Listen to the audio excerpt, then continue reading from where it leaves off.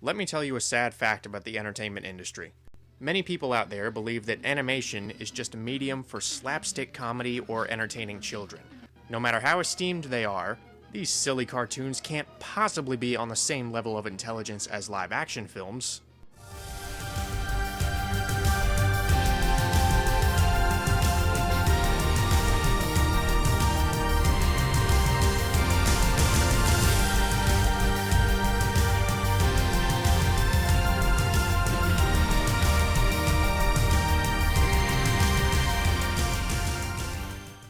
Yeah, the people with this mindset are known as morons. No, sorry, that was uncalled for.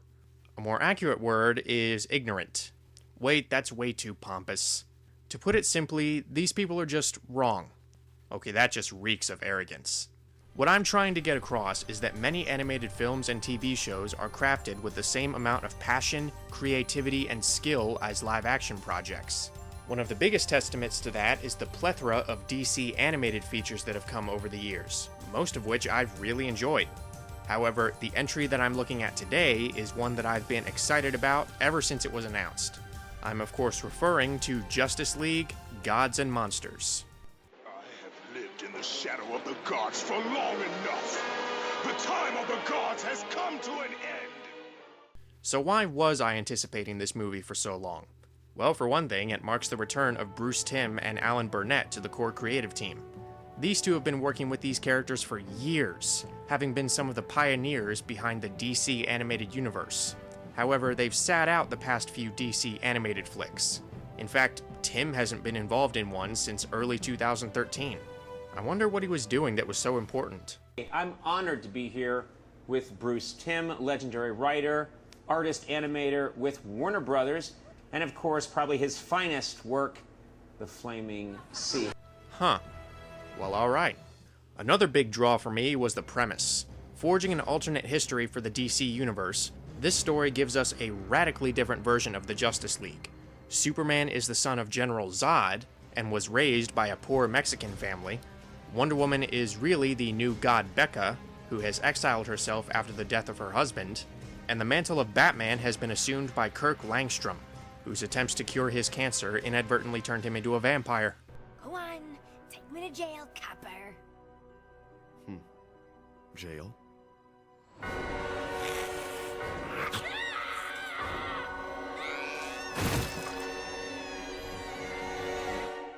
It happens. Anyway, this Justice League is not afraid to use lethal force to stop criminals. Up to this point, they've maintained an uneasy alliance with the Earth's governments. Unfortunately, when 3 world-renowned scientists are murdered, the people's confidence is shaken when the trail seemingly leads back to the League. Now, the idea of a darker version of the Justice League is not exactly new. Man is a cancer, and I've chosen to cut out the disease. You're talking about killing Everyone who ever lived, who ever will live. I made them safe, shielded them. But are they grateful? Do they appreciate my protection? No. They whine, complain, side with those criminals. But it's the execution here that makes this movie stand out. Oftentimes, when we're given a tale like this, the writers fall back on the alternate universe plotline. There are mercury switches at your hands and feet. Any motion, and I'll know about it. You've thought of everything. No. Just everything you'll ever think of. Our world's heroes have to hop between dimensions to defeat their darker counterparts and save the day. They'd love it here, don't you think? Who? Mom and Dad. They'd be so proud of you. Just drive.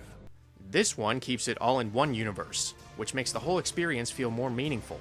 You're never pulled out of this world. The movie just immerses you in this alternate setting that's somewhat familiar yet very different. You're constantly on your toes, wondering just what kind of twists and turns are coming up. Needless to say, the plot is pretty easy to get into, thanks in large part to Burnett's engrossing script. Many thought-provoking conversations are had about the Justice League's accountability and how much power they should have in order to make the world a safer place. There are many who would like nothing more than for us to take over. Imagine ending all the ideological squabbling. No more war, no more insurrections. All those little dots down there connected to a single productive purpose. Political and social subtext? We can't have that in a superhero movie, let alone an animated one. The world will explode. kind of like Krypton. In addition, the setting itself is very intriguing. You might think that it boils down to the Justice League is evil, but in actuality, this world is crafted with such complexity and moral ambiguity that it rivals the real DC universe. The characters aren't just copies or doppelgangers, they have their own personalities and backstories that are steadily developed over the course of the film. Do you realize it's been 10 years since I met you? I was on the run, everyone after me, and then you found me. Down at the docks, middle of the night. A rat in my mouth. Why you took me in, I'll never know. You were hungry. Part of their appeal comes from the accomplished performances. Benjamin Bratt brings an effective arrogance and an understated anger to Superman. Michael C. Hall gives a hauntingly monotone performance that really conveys the sense of hopelessness and lack of humanity that characterize this version of Batman. And Tamara Taylor's spitefully cold deliveries lend a warrior-like intensity and an emotional uncertainty to Wonder Woman. In conjunction, we have a truly inspired casting choice in Jason Isaacs as Lex Luthor. His cynical tone and sarcastic charisma perfectly convey the character's intelligence and impersonal pragmatism. The supporting cast also does a great job, with some particularly compelling voice work coming from C. Thomas Howell as Dr. Will Magnus, Paget Brewster as Lois Lane, and Tomo Pennicott as Steve Trevor. Thank you, Andrea Romano, for once again assembling a stellar cast and directing them brilliantly. Another aspect that lives up to the typically high standard is the animation. You can probably see this coming, but it's fantastic and silky smooth. As a result, the action scenes are every bit as hard-hitting and fast-paced as you'd expect. In this modern age of 3D animated flicks, seeing traditional 2D animation that's this impressive is exceedingly refreshing. On a side note, I'll admit that I got a little nostalgic when looking at the character designs, which harken back to the blocky style of the DC animated universe.